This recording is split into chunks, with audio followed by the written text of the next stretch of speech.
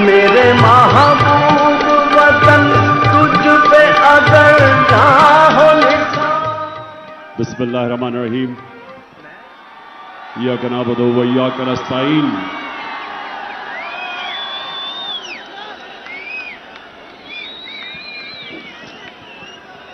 मेरे पाकिस्तानियों,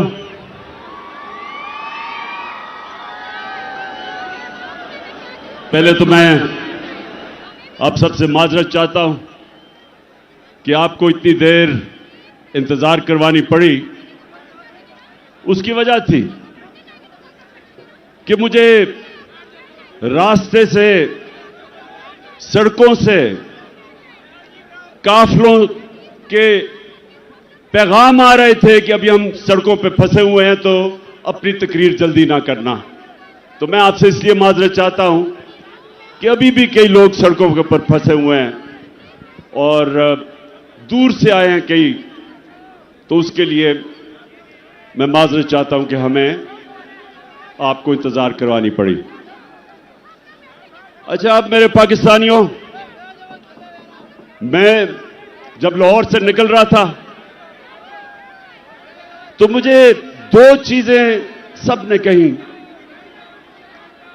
कि जी आपकी इस वक्त टांग की वो हालत नहीं है कि आप ट्रैवल कर सकें और मुश्किल है, गाड़ी में घुसना चढ़ना मुश्किल है इस वक्त, और इंशाल्लाह 3 महीने और लगेंगे जब तक ये ठीक नहीं होती। लेकिन दूसरी चीज भी कहते रहे, और उससे भी ज्यादा लोग, कि आपकी जान को खतरा है। और वो लोग, वो 3 लोग, वो 3 मुजरिम जिन्होंने मुझे ये पूरी साजिश करके कत्ल करने की कोशिश की, वो अभी भी बड़े बड़े ओहदों पे बैठे हुए हैं। तो मुझे कहा गया कि वो फिर से वारदात करेंगे, तो आपको घर से नहीं निकलना चाहिए। पहली चीज कि इसमें कोई शक नहीं कि इस टांग के साथ सफर करना बड़ा मुश्किल था, लेकिन मैं इस दूसरी चीज पे खास तौर पे आज अपने नौजवानों को यह बताना चाहता हूं। देखें, मैंने मौत बड़े करीब से देखी। जब मेरी टांग पे गोलियां लगी और मैं गिर रहा था, तो जैसे ही गिर रहा था मेरे इधर से गोलियां निकली ऊपर, सर के ऊपर से। अगर गिरता ना तो वो लग जाती। लेकिन मैं जो अपनी कौम को, अपने नौजवानों को आज पैगाम देना चाहता हूं, देखें, अपने ईमान को मजबूत करें। ला इलाहा इल्लल्लाह का मतलब समझें। कोई नहीं है खुदा अल्लाह के सिवा। और जब आप दावा करते हैं कि मैं अल्लाह तेरे अलावा किसी के सामने नहीं झुकूंगा, तो आप जो अल्लाह ने आपको मेरे नबी सल्लल्लाहु अलैहि वसल्लम के जरिए अपना पैगाम भेजा कुरान में, तो उसमें वाज़े उसने लिखा हुआ है कि जब तक अल्लाह की मर्जी नहीं होगी तुम इस जमीन से नहीं जाओगे, और जब उसका फैसला हो गया तो जितना मर्जी एहतियात करो, डरो, छुपो, भागो, मौत से नहीं बच सकता इंसान। तो जब मैं गिरा तो उसी वक्त मुझे पता था कि अल्लाह ने मुझे बचाया। उस वक्त मुझे पता था कि अल्लाह का यह फैसला था कि मैंने नहीं अभी जाना। उसी वक्त अल्लाह का शुक्र किया मैंने। और यह अल्लाह का शान देखें कि 12 लोगों को गोलियां लगी, कंटेनर के ऊपर 12 लोगों को गोलियां लगी। ये फैसल को भी, मैं बल्कि इसको देख रहा था, इसके मुंह से खून गिर रहा था, गाल से। अहमद चट्टा जो मेरे साथ था, वो मेरे साथ गिरा हुआ था। ऊपर और लोगों को गोलियां लगी, लेकिन अल्लाह की शान देखो कि 12 में से एक भी अल्लाह को प्यारा नहीं हुआ, सब बच गए। एक गार्ड को 6 गोलियां लगी, सब गोलियां ऐसी थी कि वो बच गया। मेरा जो गार्ड जाहिद था, हमारा इमरान इस्माइल जो सिंध के गवर्नर थे, 4 गोलियां उसके कपड़ों में से निकली, बच गया। तो मैं आज सारी कौम को, मैं सिर्फ आपको एक बताना चाहता हूं कि अगर आपने जिंदगी सही माने में जिंदगी गुजारनी है, तो ये जो मौत का खौफ है, इससे अपने आप को आजाद करें। ये जो खौफ जो इंसान के ऊपर तारी होता है, बड़े इंसान को एक छोटा सा इंसान बना देता है। खौफ एक कौम को गुलाम बना देती है। ये जो मरने का डर है, मुसलमानों की तारीख में जो सबसे बड़ा सानिया हुआ, हजरत इमाम हुसैन का करबला में, तो कूफा के लोगों को पता था कि हजरत इमाम हुसैन राय हक पे खड़े हैं, लेकिन यजीद का खौफ था, उसके जुल्म का खौफ था, नहीं मदद करने के लिए आए। और मुसलमानों की तारीख का सबसे बड़ा ट्रेजेडी सानिया हुआ। और ये जो खौफ है, ये इंसानों को गुलाम बनाता है। जिल्लत का खौफ कि जी मुझे जलील कर देंगे। मुझे पिछले 7 महीने में, बल्कि मेरे 26 साल की सियासत में, कितनी इन्होंने कोशिश की मुझे जलील करने की, हर किस्म की किरदार कुशी की, कोई मौका नहीं छोड़ा कि किसी तरह इमरान खान को हम जलील करें, क्योंकि यह हमें चोर कहता है।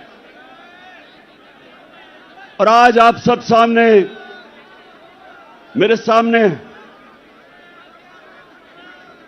इस तादाद में पब्लिक, कितने वजीर आजम आए और गए, किसके लिए कौम निकली ऐसे जो आज आप मेरे लिए निकले हैं?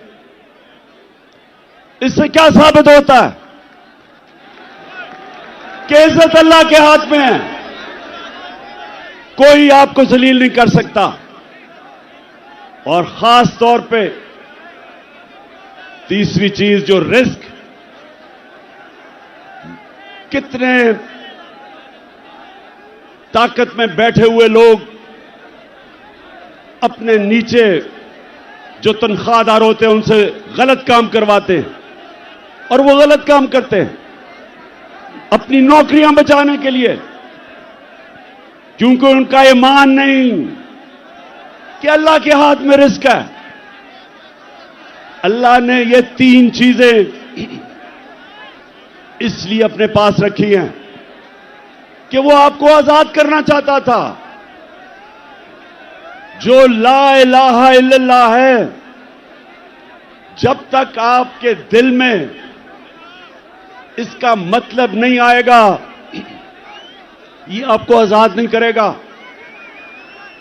और सिर्फ आजाद इंसान बड़े काम करते हैं, आजाद मुल्क ऊपर परवाज करते हैं।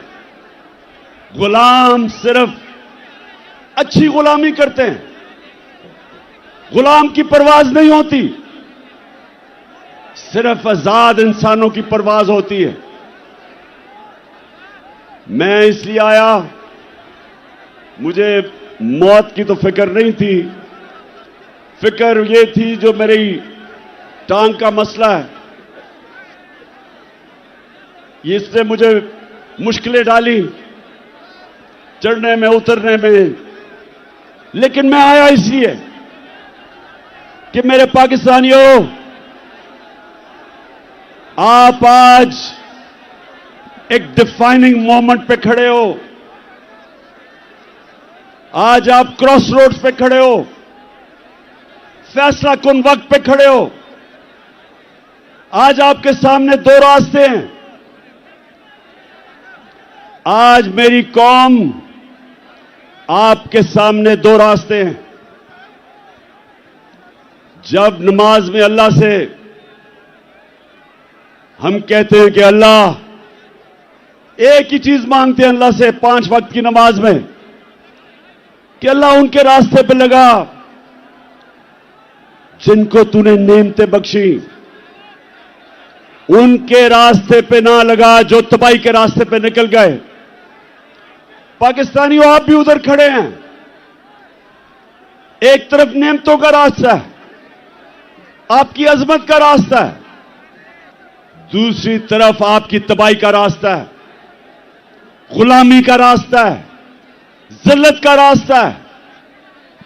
मौलाना रूमी, उसने बड़ी एक ऐसी बात की जो मुझे कभी नहीं भूली।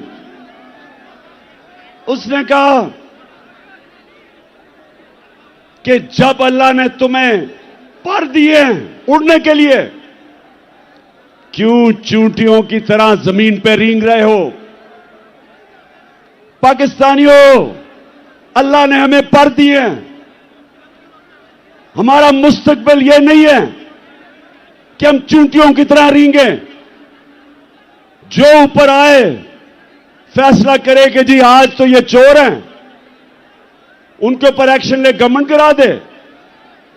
अगले दिन फिर बंद कमरों में फैसला हो कि नहीं जी, मैं अब एनआरओ दे दिया इनको, ये मैं गंगा में नहा के पाक हो गए हैं, और फिर उनको निकाले कि जी चोर हैं, और फिर उनको एनआरओ दे दे।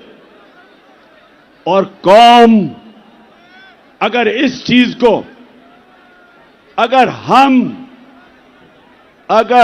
इन चीजों को, इस जुल्म को, इस नाइंसाफी को अगर कौम तस्लीम करती है, तो वो कौम के अंदर और भेड़ बकरियों में, गाय भैंसों में कोई फर्क नहीं है। इंसान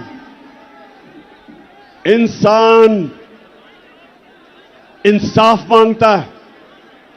इंसानी माशरे में और जानवरों के माशरे में फर्क ही एक है। इंसानों के माशरे में इंसाफ होता है, जानवरों के माशरे में ताकतवर की हुक्मरानी होती है। पाकिस्तान अगर एक अजीम मुल्क नहीं बना तो उसकी एक वजह है कि हमारे मुल्क में कभी भी कानून की हुक्मरानी नहीं आई, ताकत की हुक्मरानी, जंगल का कानून रहा है। और ये याद रखें, कभी कोई माशरा तरक्की नहीं कर सकता जिस माशरे के अंदर इंसाफ नहीं होता। मेरे नबी सल्लल्लाहु अलैहि वसल्लम ने मदीना की रियासत में, और याद रखें अल्लाह का हुक्म है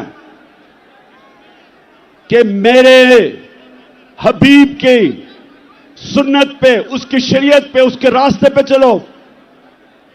क्यों अल्लाह ने हमें हुक्म दिया है? हमारी बेहतरी के लिए।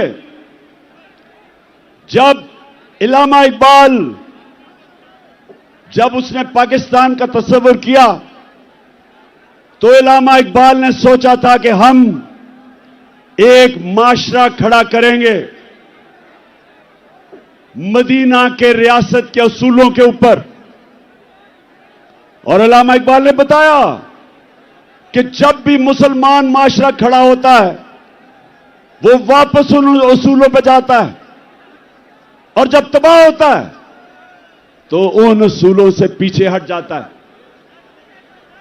तो पाकिस्तानियों, जब उन्होंने मदीना की रियासत बनाई तो पहली चीज अदल और इंसाफ, कानून की हुक्मरानी, उसके ऊपर उस माशरे की बुनियाद रखी।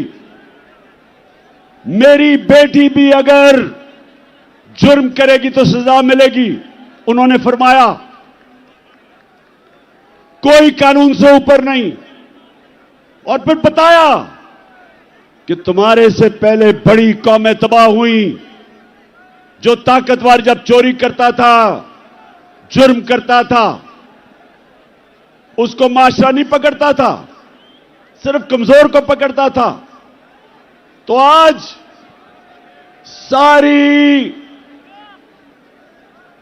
सारी दुनिया में आप चले जाएं,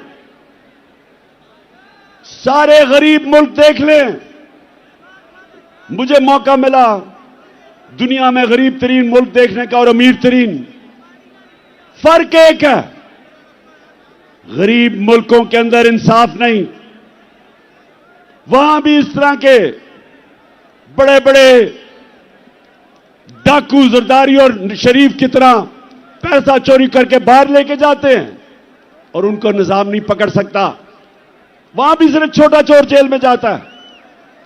सारे गरीब मुल्कों में देख लें और सारे खुशहाल मुल्कों में चले जाएं, यूरोप जाएं, स्विट्जरलैंड जाएं, स्कैंडिनेविया जाएं, बर्तानिया जाएं, पूछें जो बैरून मुल्क पाकिस्तानी उन मुल्कों में रहते हैं, उनसे पूछें क्यों वो आज तहरीक इंसाफ के साथ खड़े हैं, क्यों बैरून मुल्क पाकिस्तानी आज हमारे साथ खड़े हैं, क्यों उनको समझ है मैं क्या कह रहा हूं। क्योंकि उन मुल्कों के अंदर इंसाफ है। यहां से जाके वह पैसा बनाते हैं, वहां खुशहाली आती है, अपने बच्चों को अच्छे स्कूलों में पढ़ाते हैं। क्यों? क्योंकि उनके मुल्क में इंसाफ है, मेहनत का फल मिलता है, उनके हुकूक की तहफ़्फ़ुज़ है, उनकी अदालतें इंसानों के अंदर इंसाफ करती हैं, इसलिए वहां खुशहाली है। और गरीब मुल्कों के अंदर हर गरीब मुल्क अब चले जाएं, उनके बड़े बड़े वजीर आजम, उनके सदर मुल्क से पैसा चोरी करके बाहर ले जाते हैं। हर साल 1700 अरब रुपया गरीब मुल्कों का चोरी करके, उनके ही साहिब इख्तिदार चोरी करके अमीर मुल्कों में ऑफशोर अकाउंट्स में ले जाते हैं। गरीब होता जा रहा है, अमीर मुल्क अमीर होते जा रहे हैं। तो पाकिस्तान अगर आज इन हालात में है, इसकी ये वजह नहीं कि वसाइल की कमी है, इसकी वजह ये कि हमने शुरू से ही कानून की हुक्मरानी नहीं की। मार्शल लॉ आता था तो वो कानून तोड़ के आता था, ताकत की हुक्मरानी थी, वो कानून से ऊपर थे। लेकिन ये जो दो खानदान जिन्होंने 30 साल इस मुल्क पे हुकूमत की, इन्होंने भी कभी मुल्क के इदारों को मजबूत नहीं होने दिया। ये भी जब आते थे तो बजाय इदारों को मजबूत करते, कानून की हुक्मरानी लेके आते, इन्होंने भी आते साथ ही इदारों को कमजोर किया। क्योंकि करप्शन नहीं हो सकती थी जब तक इदारे कमजोर ना हो। और ये वजह है पाकिस्तानियों, नौजवानों जो तरसते हैं मुल्क से बाहर जाने के, नौकरियां ढूंढने के लिए, ये समझ जाएं कि बीमारी एक है, इंसाफ नहीं है। अब मुझे ये बताएं, आजम स्वाति ने बात की कि क्या मसला था हमारी हुकूमत को जो हटाया गया। क्या इमरान खान के ऊपर कोई करप्शन थी? जब भी इन दोनों की हुकूमतें हटाई गई तो करप्शन होती थी। हमें किस वजह से साजिश के तहत हटाया गया। कौन सी हम गलती कर रहे थे? पहले ये जो बैंकरप्ट दिवालिया निकाल के मुल्क का इन्होंने जब छोड़ा 2018 में, पाकिस्तान की तारीख का सबसे बड़ा बैरूनी खसारा $20 अरब। हमने मुल्क संभाला, बैरून मुल्क मैं गया, हमारे दोस्त ममालिक से पैसे लिए, शर्म आई मुझे। मैं ये भी आपको बता दूं कि मेरे 3.5 साल में सबसे ज्यादा शर्मिंदगी होती थी जब हमें जाके मुल्क के लिए पैसे मांगने पड़ते थे। शौकत खानम के लिए मैं 30 साल से पैसे इकट्ठे कर रहा हूं, नवल यूनिवर्सिटी के लिए, लेकिन मुझे शर्म नहीं आती थी क्योंकि मैं अपने लोगों से पैसे इकट्ठे कर रहा हूं अपने मुल्क की यूनिवर्सिटी या अस्पताल के लिए, लेकिन किसी और से अपने मुल्क के लिए पैसे मांगना यह मेरे लिए सबसे ज्यादा बायस शर्म थी। और इसलिए कि इन चोरों ने 4 गुना ज्यादा कर्जा चढ़ाया 10 सालों में, हम 8 से और 18 के बीच में। तो पहले हमने मुल्क संभाला, फिर कोरोना आ गया, दुनिया में तबाही मचाई उसने। एक सदी में एक इस तरह का बुरान आता है। हमने जिस तरह कोरोना को संभाला, मदद तो अल्लाह की थी, लेकिन जो हमने फैसले किए, हमने फैसला किया हम शट डाउन नहीं करेंगे। मेरे से सबने तनकीद की, ये सारी ऑपोजिशन तब जब थी, सबने कहा कि मुल्क को बंद कर दो नहीं तो फैल जाएगी। मैंने सबको कहा, एक सवाल पूछा, मैंने कहा मुझे एक जवाब दो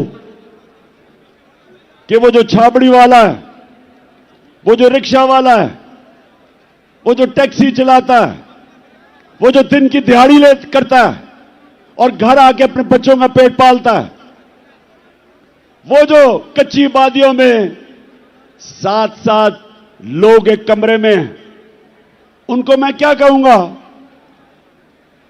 उनका जब बंद कर दूंगा तो उनको वो खाना किधर से देंगे अपने बच्चों को? और यकीन करें, ये जो मेरी तनकीद कर रहे थे ऑपोजिशन वाले, कोई जवाब नहीं था। हमने लॉकडाउन ही लगाया, हमने अपनी बिजनेसेस बचाई, हमने इनको सस्ते कर्जे दिए, हमने एहसास प्रोग्राम जो दुनिया ने, वर्ल्ड बैंक ने कहा कि दुनिया का 4थे नंबर पर बेहतरीन प्रोग्राम था जिसने निचले तबके को बचाया, हमने अपने मुल्क को कोरोना से निकाला।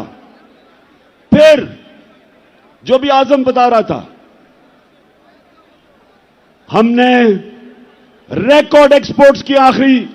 आखिरी साल हमारा टैक्स करेक्शन रिकॉर्ड, 17 साल के बाद सबसे ज्यादा इंडस्ट्री हमारी ऊपर गई, 10.5%। 17 साल के बाद हमारी ग्रोथ रेट 6%, तीसरे साल 5.7। तो हमने तो मुल्क को उठा दिया था, हमने तो किसानों को उठा दिया था। आज किसानों से पूछें कि जितना पैसा किसानों ने हमारे दौर बनाया, उन्होंने अपनी पैदावार पे लगाया, रिकॉर्ड फसलें हुई, 4.5% पे हमारी ज़राअत ऊपर आई 17 साल के बाद। तो मुल्क तो ऊपर जा रहा था। हमने हेल्थ कार्ड लेके आए, पहली दफा पाकिस्तान की तारीख में एक हुकूमत ने आम आदमी का सोचा कि हर घराने के पास 10 लाख इंश्योरेंस हो, किसी भी अस्पताल में जाके गरीब खानदान इलाज करवा सके। पहली दफा गरीबों ने प्राइवेट हॉस्पिटलों में इलाज करवाए अपने हेल्थ कार्ड की वजह से। और हमने 50 साल के बाद पाकिस्तान में डैम्स बनानी शुरू की, 3 बड़ी डैम्स बनाई, बन रही हैं। अब पता नहीं उनके क्या हालात हैं। पहली पाकिस्तान की जमात जिसने मौसम की तब्दीली के ऊपर काम किया, 10 अरब दरख्त उगाने का प्रोजेक्ट किया। तो मैं ये सवाल पूछता हूं आज कि क्या हमने जुर्म किया था कि बैरूनी साजिश के साथ मिलकर हमारी हुकूमत गिराई? और मैं एक जगह फेल हुआ हूं। मैं 3.5 साल में एक जगह फेल हुआ हूं। मैं ताकतवर को कानून के नीचे नहीं ला सका।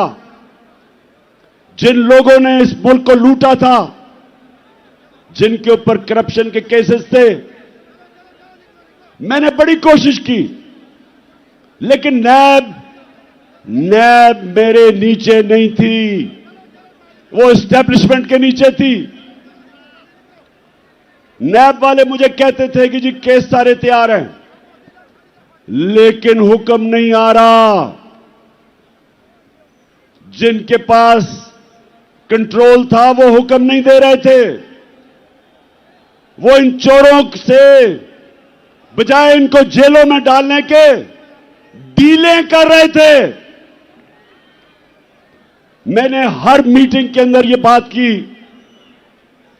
कि जनाब, जब तक आप ताकतवर को कानून के नीचे नहीं लेके आएंगे, बड़े बड़े डाकुओं का एहतसाब नहीं करेंगे, या करप्शन खत्म नहीं होने लगी।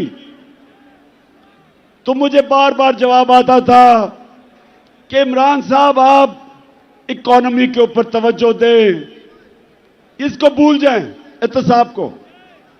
मुझे यह कहा क्या कई दफा कि अच्छा जी इनको छोड़े, एनआरओ दे दें, इनको नैब के अंदर कानून बदल दें।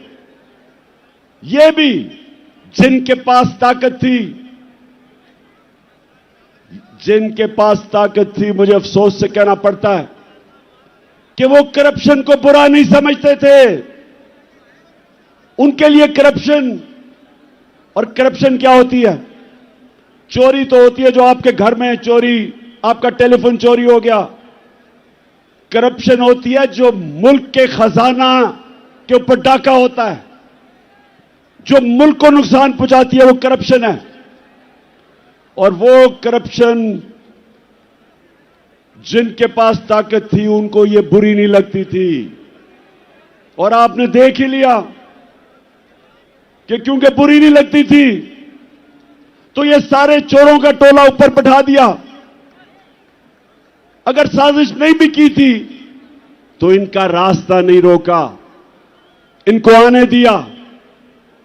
वो लोग जो बाहर भागे हुए थे, जिनके ऊपर अरबों अरबों रुपए के करप्शन के केसेस थे, बारी बारी इन सबको एनआरओ दिया गया। पहला एनआरओ जनरल मुशर्रफ ने दिया। 4 गुना हमारा कर्जा बढ़ा उस एनआरओ की वजह से। ये वापस आए, दोनों हाथों से इन्होंने मुल्क लूटा। और फिर अब कि एक हुकूमत जो चल रही थी उसको गिराया। और इन्होंने किया क्या? अच्छा, पहले तो मैं एक चीज वाज़ेह कर दूं कि बार बार हम सुनते हैं कि जी ये साइफर एक ड्रामा था। हम ये सुनते हैं कि जी ये तो साइफर थी कोई चीज नहीं, ये कोई एक फेक बयानिया बनाया गया। मैं आज जो भी ये सारे कह रहे हैं, और ये सब वो कह रहे हैं जो साजिश का हिस्सा थे, मैं इनसे पूछता हूं कि क्या नेशनल सिक्योरिटी काउंसिल के अंदर असद मजीद का साइफर जो डोनाल्ड लू से उसकी गुफ्तगू थी, क्या नेशनल सिक्योरिटी काउंसिल में यह रखी नहीं गई? और क्या इसमें यह नहीं लिखा हुआ था कि वो डोनाल्ड लू इसको कह रहा है असद मजीद को कि इमरान खान को अगर आप नहीं हटाओगे तो तुम्हारे मुल्क को मुश्किलात का सामना करना पड़ेगा। और अगर तुमने इसको हटा दिया तो हम सब कुछ माफ कर देंगे। क्या यह साइफर के अंदर नहीं था जो नेशनल सिक्योरिटी काउंसिल में आया सामने? और क्या नेशनल सिक्योरिटी काउंसिल ने यह कहा नहीं कि अमेरिका से प्रोटेस्ट करो, डिमार्च करो, उनको कहो कि तुम्हारे मुल्क में मुदाखलत कर रहे हो? तो जब यह सारा सच है, यह कहना कि जनाब ये कोई ड्रामा था, ये मुल्क की तौहीन है, ये इमरान खान की तौहीन नहीं है। कि क्या मजाल है किसी मुल्क का एक छोटा सा सरकारी ऑफिसर एम्बेसडर को कहे कि जनाब अपने वजीर आजम को हटा दो? कभी सुना यह होता हुआ? मैंने कभी नहीं सुना, क्योंकि किसी की जरूरत नहीं है करने की। और फिर अब मैं आपको बताऊं कि जब से ये इंपोर्टेड हुकूमत आई है, मुल्क से हुआ क्या है? जब जुल्मो सितम के कोहे गरा रूई की तरह उड़ जाएंगे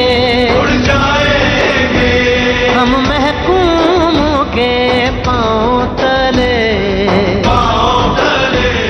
ये धरती धड़ धड़ धड़केगी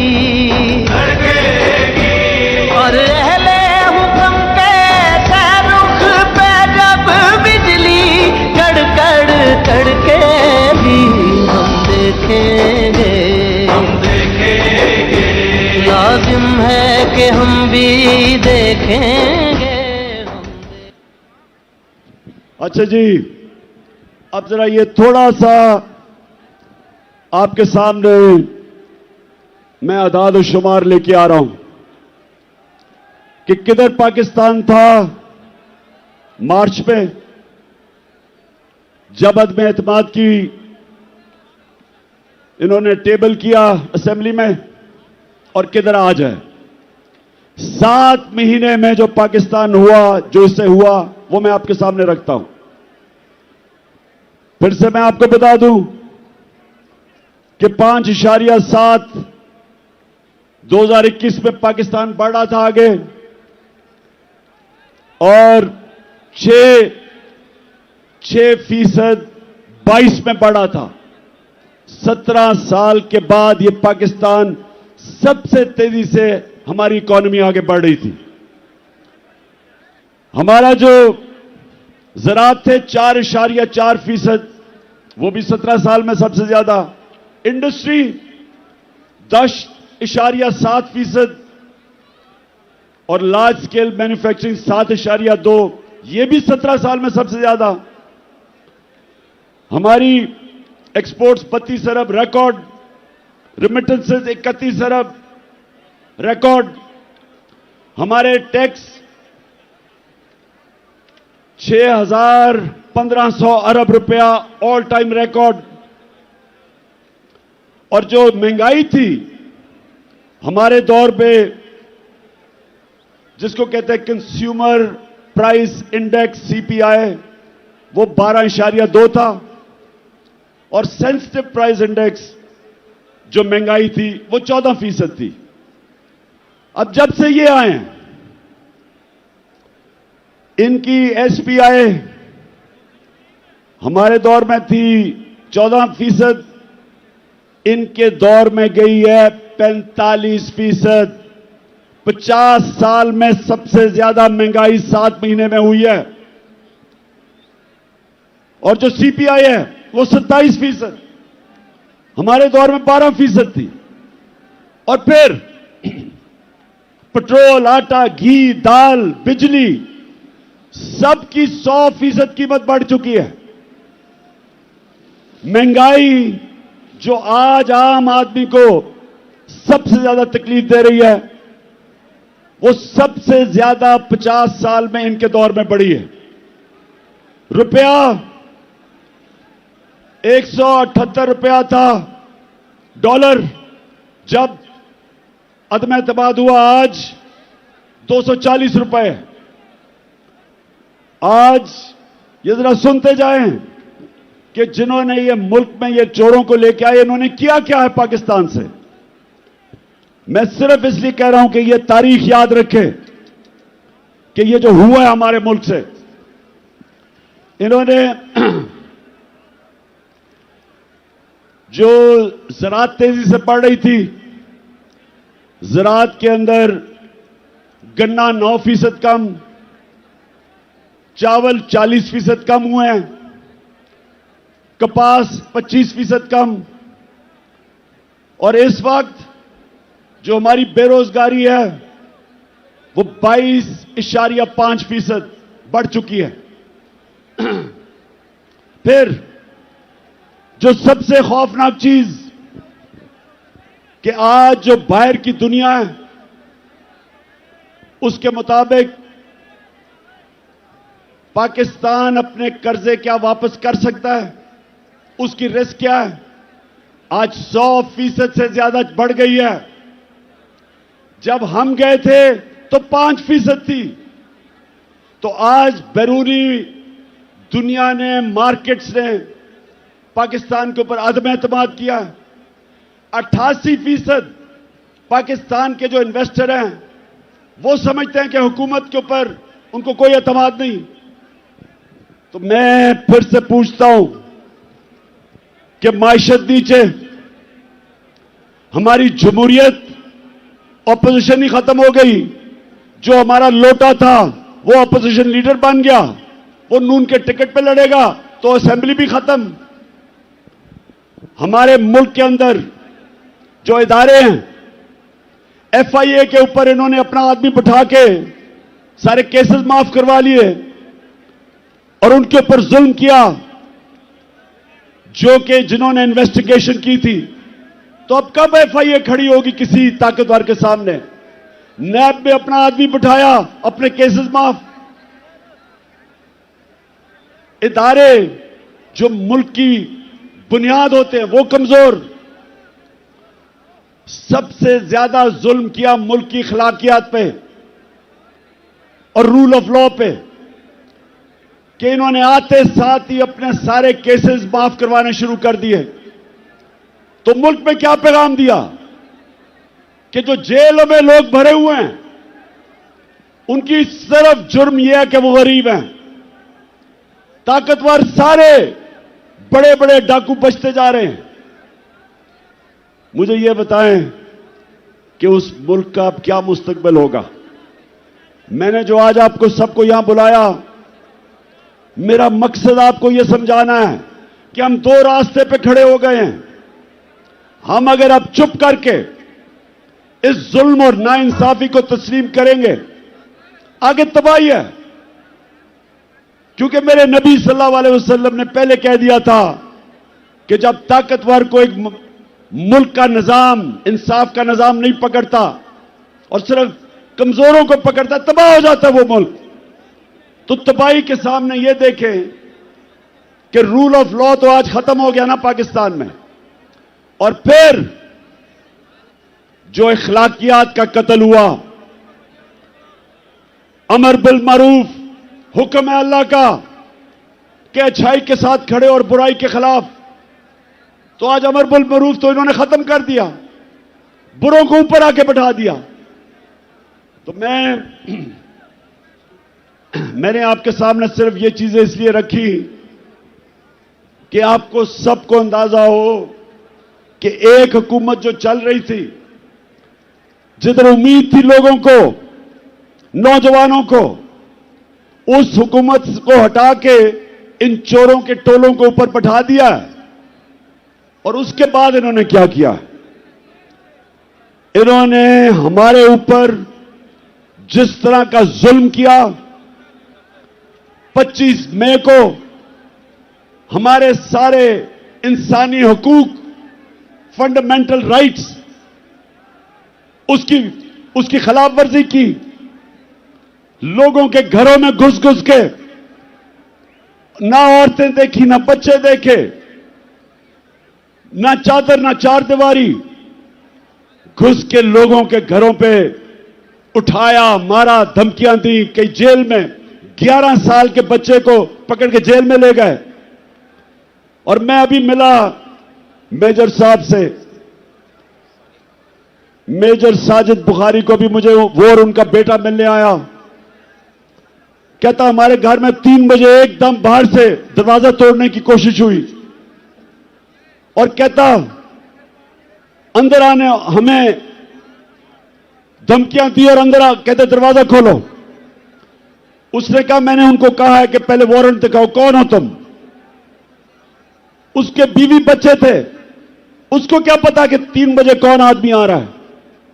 उसे क्या पता वो कौन था? और उसने अपने सेल्फ डिफेंस में जब फायर किया तो कहता इन्होंने मुझे और मेरे बेटे पे जो पुलिस में तशद्दुद किया, वो बेटा जिसका कसूर ही नहीं था, कहता मैंने तस्लीम किया कि मैंने गोली मारी है। उसके बावजूद 5 महीने मेरे बेटे को इन्होंने जेल में जो तशद्दुद किया, उससे जो जुल्म किया, वो कहता बेटा मुझे कहता मैं हमेशा के लिए बदल गया हूं।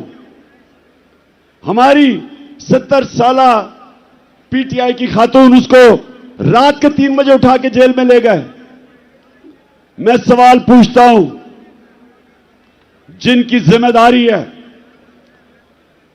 हमारे फंडामेंटल राइट्स की हिफाजत करना, सोए हुए थे, किसी ने कुछ नहीं किया। उसके बाद जो मजीद और जुल्म हुआ, जब एक खास आदमी इस्लामाबाद आया जिसको मैं डर्टी हैरी कहता हूं, उसने जो जुल्म शुरू किया, उसके दौर में जो जुल्म हुआ, सहाफियों को धमकियां, उनको मार रहे हैं, एयाज अमीर जैसे दानश्वर को, समी इब्राहिम, इमरान रियाज मुल्क से बाहर चला गया, साबिर शाकर, मोहित पीरजादा, और फिर जो अरशद शरीफ से किया, ये कभी पाकिस्तान में हमने ऐसा नहीं देखा। जुल्म किया, डराया धमकाया। कसूर उनका क्या था कि वो इमरान खान का मौकफ मीडिया के ऊपर लेके आ रहे थे। खौफ फैलाया गया कि और कोई ना कुछ करे, बाकी लोग डरे।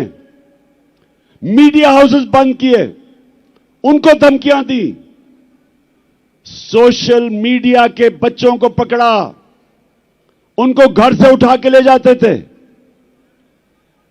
मार फेंटा लगा के घर वापस ले आए।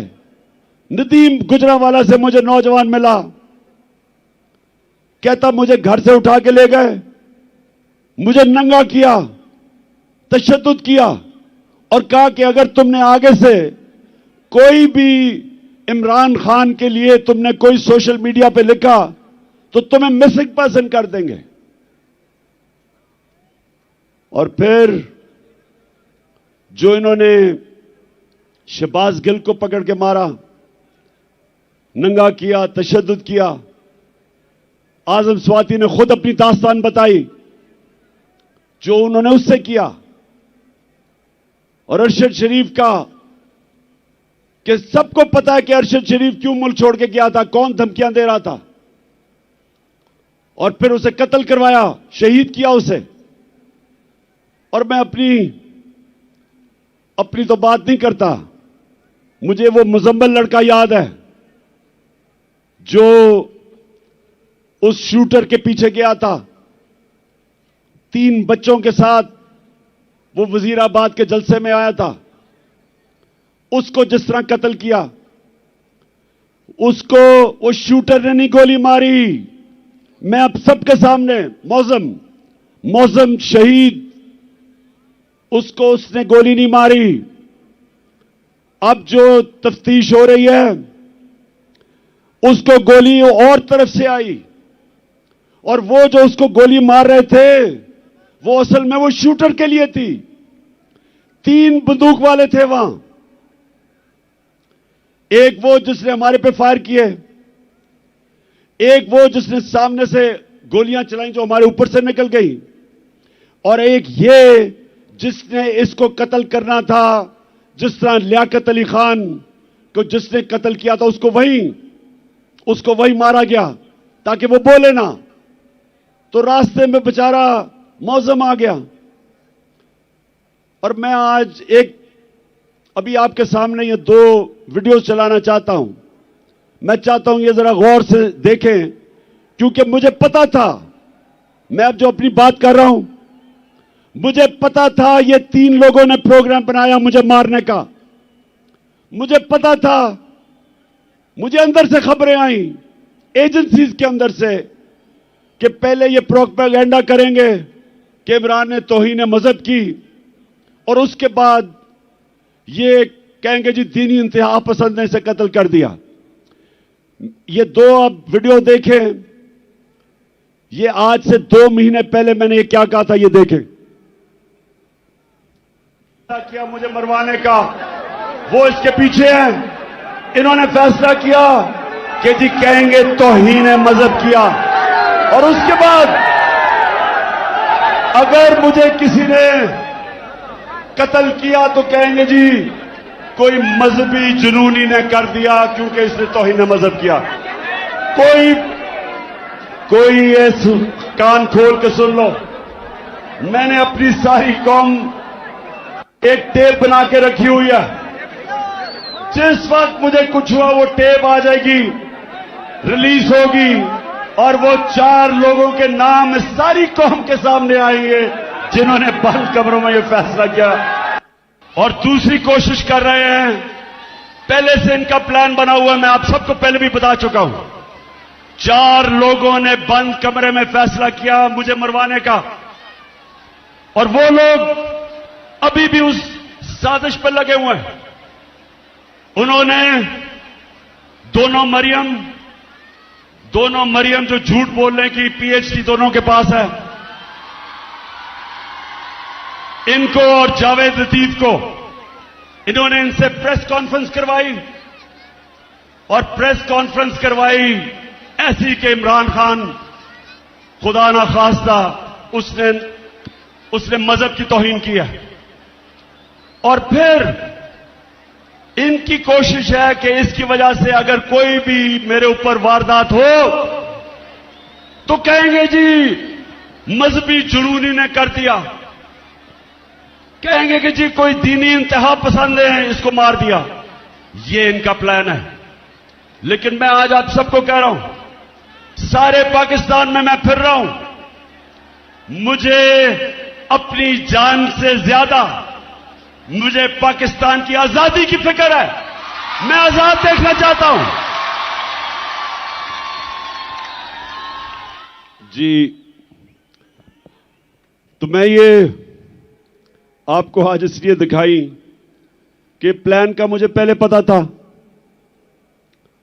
क्यों करना चाहते थे? क्योंकि इन्होंने समझा था कि जब तहरीक इंसाफ की हुकूमत गिराई थी तो एकदम लोग भूल जाएंगे, पार्टी टूट जाएगी। इनके ज़हन में भी नहीं था कि एक बाशऊर पाकिस्तानी पब्लिक बजाय तहरीक इंसाफ को भूलने के लिए उस कौम हमारे साथ आके खड़ी हो गई। और जितने जितने इनकी शक्लें देखते रहे इन चोरों की, और ज्यादा लोग हमारे साथ आ गए। और फिर जो इन्होंने माइशत की तबाही की, उससे और मजबूत हो गई पार्टी। और उसके बाद जो इलेक्शन हुए, सारे इलेक्शनों में लोगों ने बार बार पैगाम दिया कि इन्होंने ये इंपोर्टेड हुकूमत उनके लिए मंजूर नहीं है। बार बार कौम ने पैगाम दिया, लेकिन बजाय अवाम की आवाज सुनने के हमारे ऊपर तशद्दुद शुरू हो गया। यानी वो पाकिस्तान की सबसे बड़ी जो सियासी जमात, उसको हर किस्म का हरबा इस्तेमाल किया गया हमें डराने, धमकाने, तोड़ने, तशद्दुद करने पे। मैं आपको बताऊं, 50 साल से पाकिस्तान कौम मुझे जानती है। 50 साल से मुझे जानती है पाकिस्तानी कौम।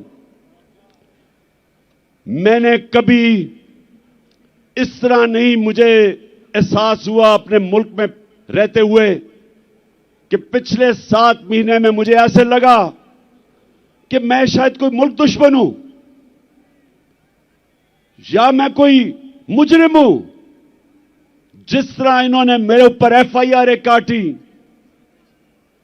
मेरे ऊपर इन्होंने दहशतगर्दी का केस लिया है, मुझे पकड़ने आए, अवाम खड़ी हो गई। इन्होंने जिस तरह मेरे कारकुनों के ऊपर केसेस बनाए, इन्होंने पूरा जोर लगाया इलेक्शन में हराने का। इलेक्शन कमीशन साथ मिला हुआ था, एस्टेब्लिशमेंट इनके साथ थी। उसके बावजूद अवाम ने फिर से पैगाम दिया। दूसरी दफा जब बाय इलेक्शन हुए, अवाम ने पैगाम दिया कि वो हमारे साथ इन चोरों के साथ नहीं है। लेकिन मुझे अफसोस से कहना पड़ता है, मुझे अफसोस से कहना पड़ता है कि हमारे इदारे क्यों नहीं पुरानी गलतियों से सीखते। एक मुल्क और एक इंसान, एक इदारा तरक्की तब करता है जब अपनी गलतियों से सीखे। ईस्ट पाकिस्तान में क्या हुआ था मुझे याद है।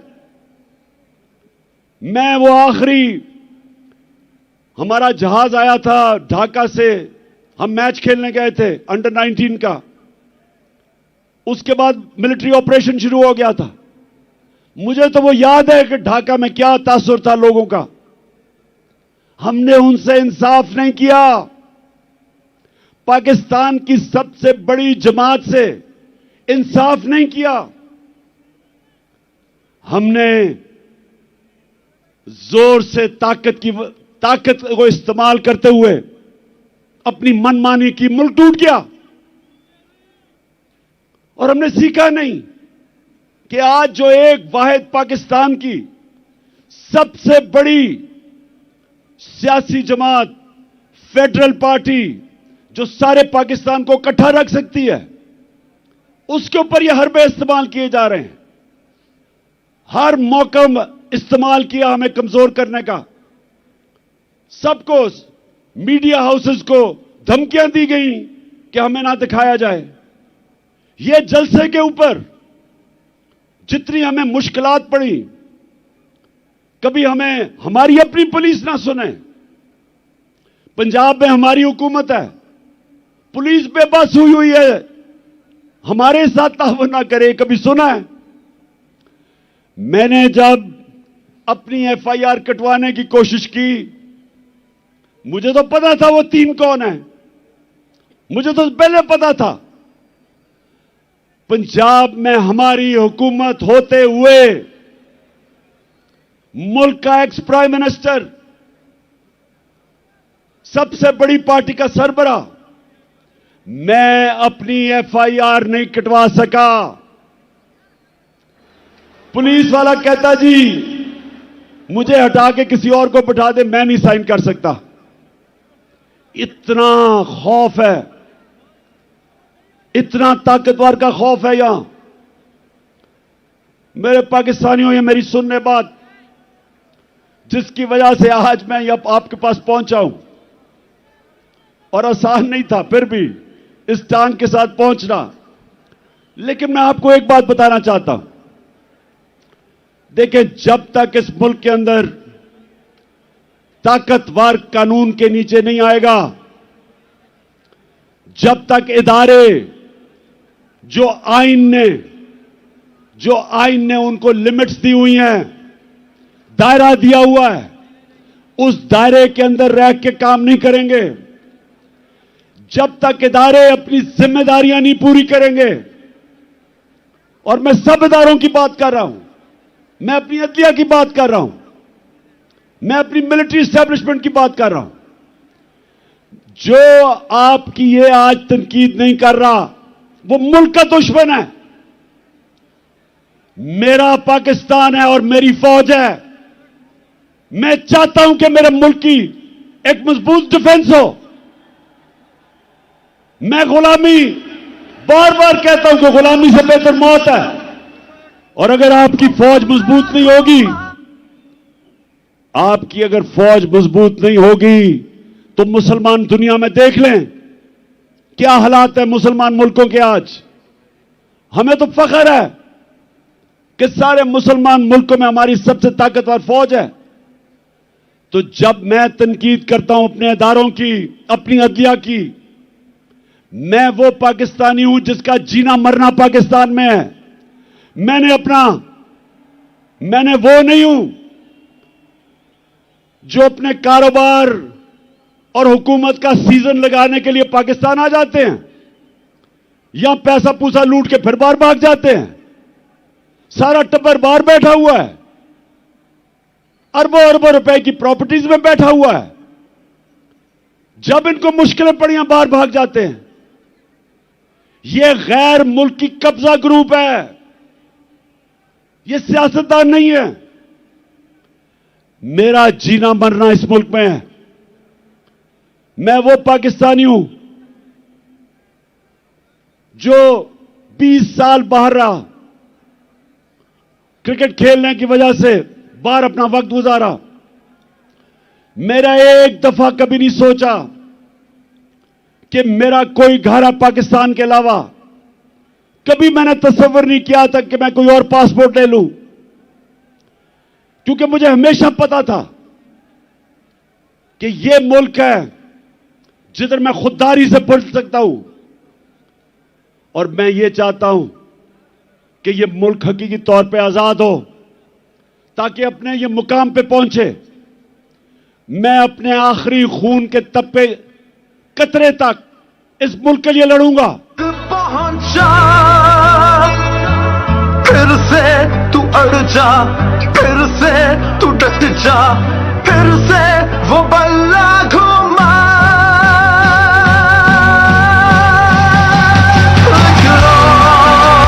कदम बढ़ा, फिर से वो लम्हा दोहरा जब जीत के आया था, फिर से वतन को जिता। एक और कदम बढ़ा, फिर से वो लम्हा दोहरा जब जीत के आया था, फिर से वतन को जिता। इंशाअल्लाह जब मुस्तकबिल में इंशाअल्लाह इस मुल्क की तारीख इस चीज की गवाही देगी कि इमरान खान अपने मुल्क के लिए आखिरी गेंद तक लड़ता रहा, आखिरी गेंद तक, आखिरी वक्त तक अपने मुल्क के लिए खड़ा रहा था। और मैं ये भी कहना चाहता हूं कि वो लोग,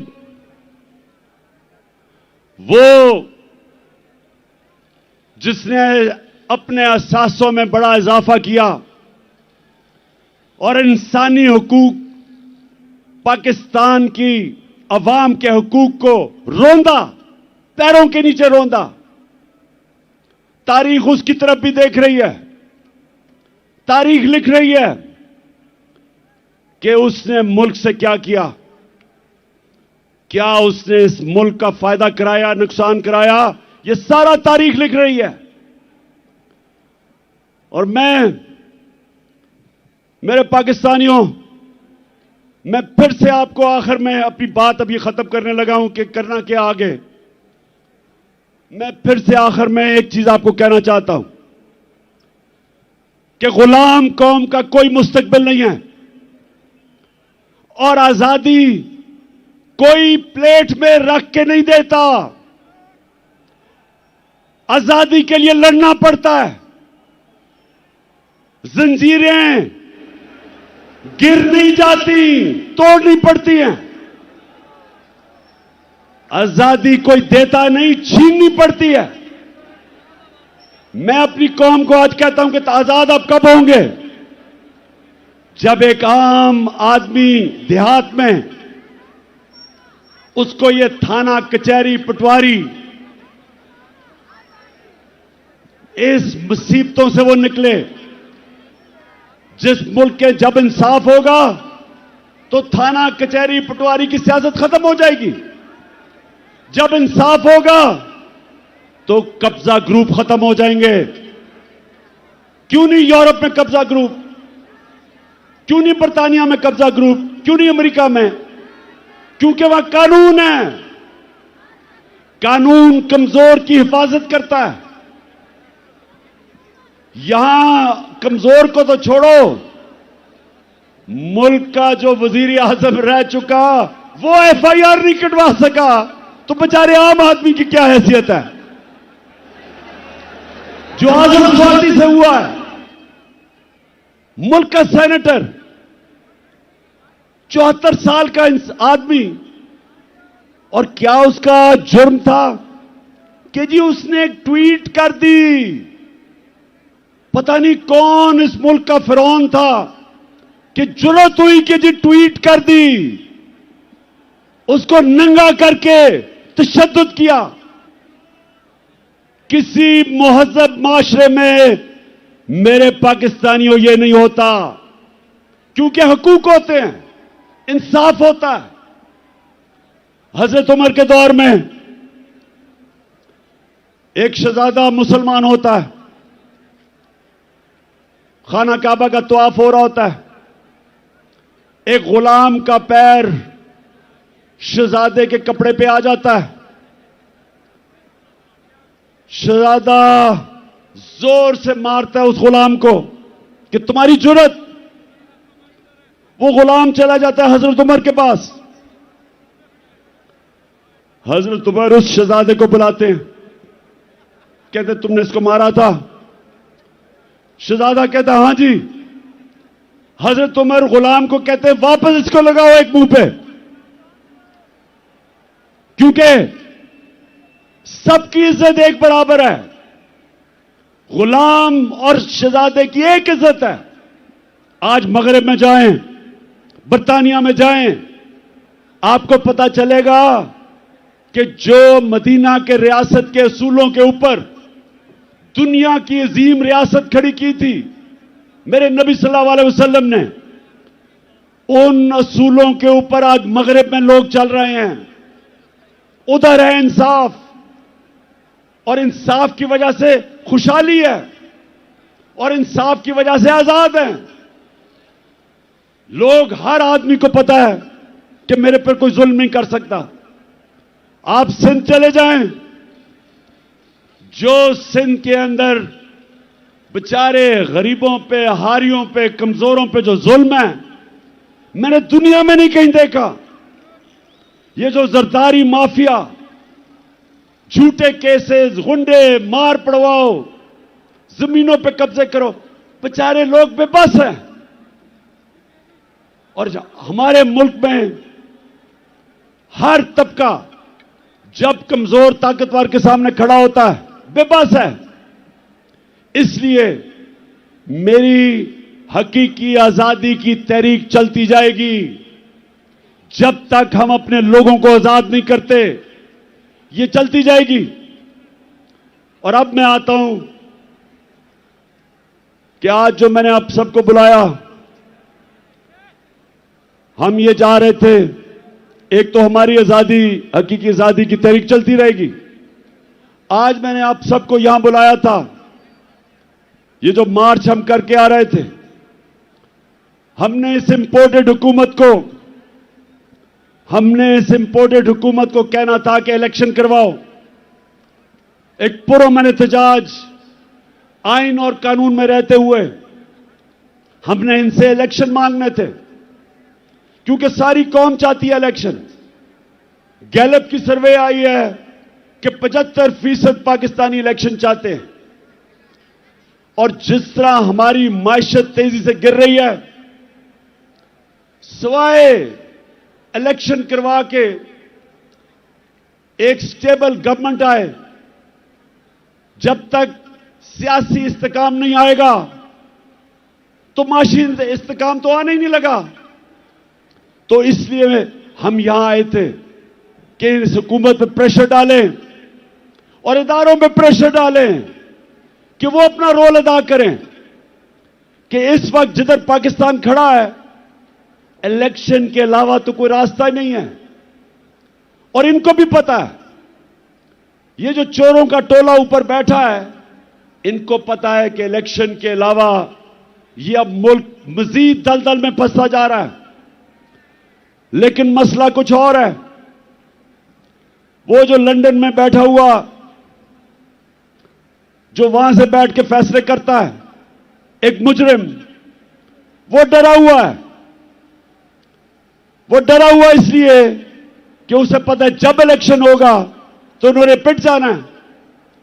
तो वो इलेक्शन से भागा हुआ है और उसको कोई फर्क नहीं पड़ता कि अगर पाकिस्तान का दिवालिया निकल जाए, क्योंकि उसके अरबों डॉलर बाहर पड़े हैं। ना ही आसिफ जरदारी को फर्क पड़ता है, इसके अरबों डॉलर बाहर पड़े हुए हैं, तो इनको तो कोई फर्क नहीं पड़ता। यहां मसला आएगा, ये बाहर भाग जाएंगे। मसला मेरी कौम का है। इस वक्त हमारी कौम दलदल में फंस रही है। मैंने आपको आदाद और शुमार दे दिए। माशियत तेजी से नीचे जा रही है, फैक्ट्रियां बंद हो रही हैं, बेरोजगारी बढ़ रही है, 50 साल में सबसे ज्यादा महंगाई है, किसान पिटा हुआ है, डीजल की कीमत, बिजली की कीमत, खादों की कीमत, वो किसान गुजारा ही नहीं कर सकता, उसकी पैदावार गिर रही है, कर्जे बढ़ते जा रहे हैं, रेमिटेंसेस गिर रही हैं, बाहर से जो पाकिस्तानी पैसे भेजते हैं वो कम हो रहे हैं, एक्सपोर्ट्स गिर रही हैं। और जब इंडस्ट्री बंद हो रही है तो सवाल यह है कि इनके पास रोड मैप क्या है? कोई रोड मैप नहीं है। मैं आज यहां इसलिए इनके ऊपर प्रेशर डालने आया था, इनको यह बताने के लिए कि आपके पास कोई रास्ता नहीं है सिवाय इलेक्शंस का।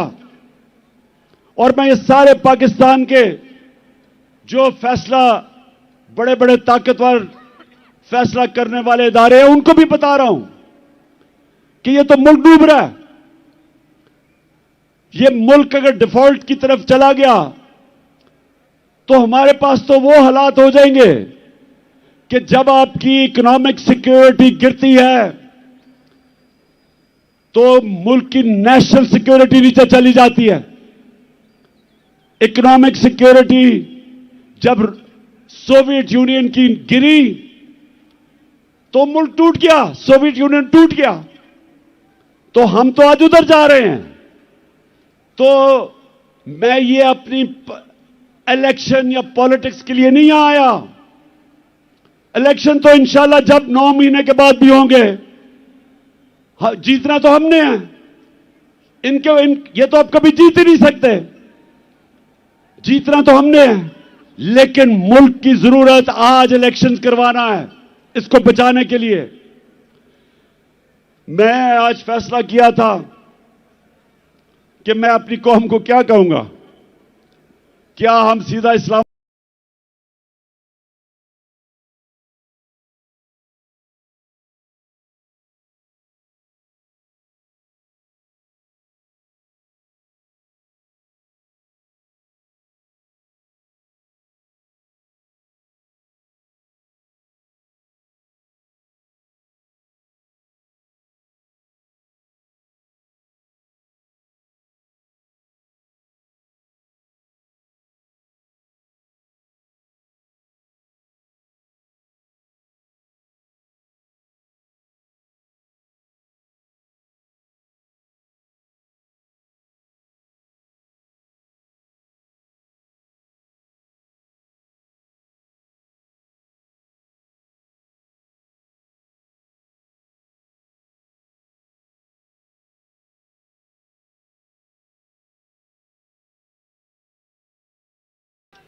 इस्लामाबाद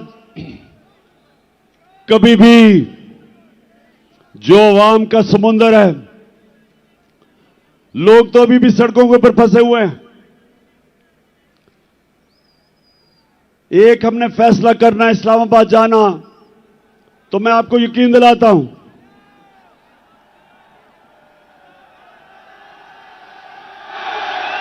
कि ना ये बर्दाश्त कर सकते हैं।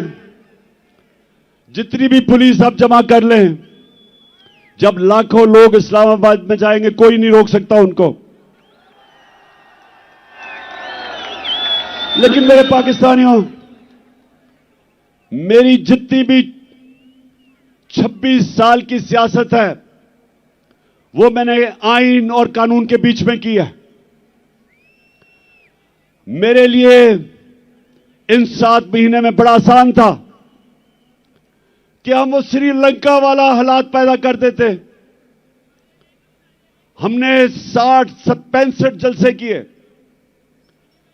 कभी पाकिस्तान के जलसे में इतने लोग नहीं आए, लेकिन पब्लिक आती थी और पुरअमन तरीके से ये बताते हुए कि हम इन चोरों को कबूल नहीं करेंगे, फिर पुरअमन तरीके से वापस चली जाती थी। मेरी पूरी कोशिश रही कि मैं किसी किस्म का इंतशार अपने मुल्क में ना पैदा करूं, क्योंकि वैसे ही माशी हालात बुरे हैं। अगर यहां तोड़ फोड़ शुरू हो गई, सबके हाथ से गेम निकल जाएगी। 25 मई को जब इन्होंने हमारे ऊपर तशद्दुद किया और जब 26 की सुबह मैं इस्लामाबाद पहुंचा, तो मुझे पता था कि अगले दिन इंतशार होगा। मैंने सिर्फ इसलिए अपनी मार्च कैंसिल की कि मुझे पता था कि अगर हम इस्लामाबाद धरने देने का फैसला कर लें तो अगले दिन तबाही होनी थी, खून होना था। इसलिए मैंने वो मार्च कैंसिल की। आज मैं इसलिए फैसला कर रहा हूं कि वहां नहीं जाना, क्योंकि मुझे पता है तबाही मचेगी, नुकसान मेरे मुल्क को होगा। लेकिन जो मैंने फैसला किया अब ये कि हमने अब इस निजाम का हिस्सा नहीं रहना। मैं अपनी सारी चीफ मिनिस्टर्स, अपनी पार्लियामेंट्री पार्टी से अब मिलूंगा और हमने फैसला किया है कि हम सारी असेंबलियों से निकलने लगे हैं।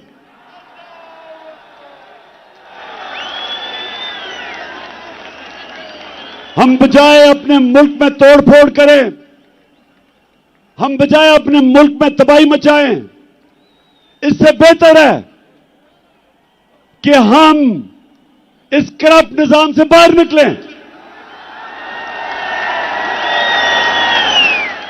और इस मुल्क का हिस्सा, इस सिस्टम का हिस्सा ना बने कि जिधर ये चोर बैठ के अपने अरबों रुपए के करप्शन के केसेस हर रोज माफ करवा रहे हैं। गरीब लोग जेलों में हैं, छोटी छोटी चोरी पे बेचारे लोग जेलों में गल सड़ रहे हैं और ये बड़े डाकू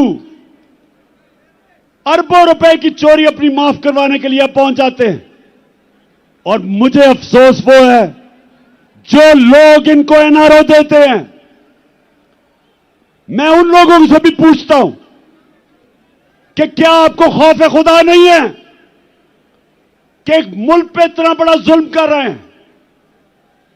क्या आपको खौफ नहीं है कि आपने एक दिन अपने मालिक को जवाब देना है?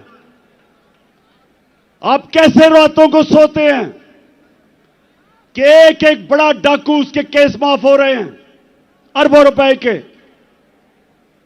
आप कैसे रातों को सोते हैं कि बेरोजगारी और महंगाई में गरीब आदमी चोरी करता है और वो जेल में गल सड़ रहा है? इसलिए मैंने अपनी चीफ मिनिस्टर से भी बात की है। मैं अब अपनी सारी पार्लियामेंट्री पार्टी से मीटिंग शुरू कर रहा हूं और इंशाअल्लाह आने वाले दिनों में हम अनाउंस करेंगे जिस दिन हम सारी असेंबलियों से बाहर निकल रहे हैं।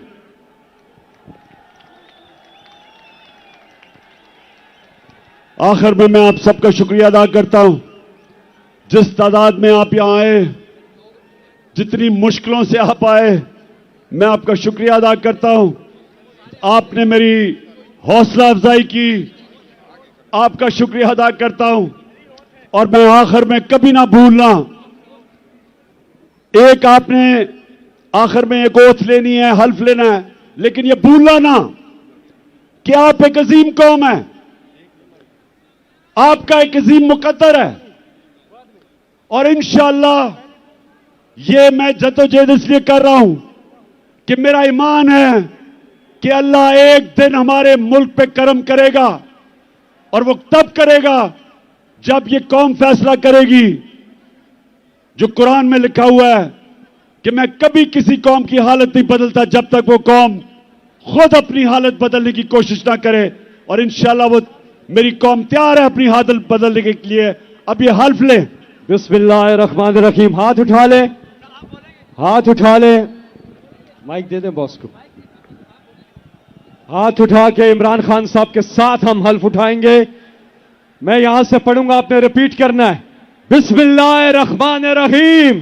बिस्मिल्लाहिर्रहमानिर्रहीम। हम हल्फ उठाते हैं, हम हल्फ उठाते हैं कि हम पाकिस्तान के आइन की हमेशा पासदारी करेंगे, हमेशा पासदारी करेंगे। हम हकीकी आजादी के इस जिहाद में इमरान खान के साथ इंशाअल्लाह मेरे साथ आखिर तक जदोजहद करेंगे कि हम कभी भी अल्लाह के सिवा किसी के सामने नहीं झुकेंगे। और हम हर किस्म की कुर्बानी के लिए तैयार रहेंगे। अल्लाह हम सबका हामी और नासिर हो। आमीन। पाकिस्तान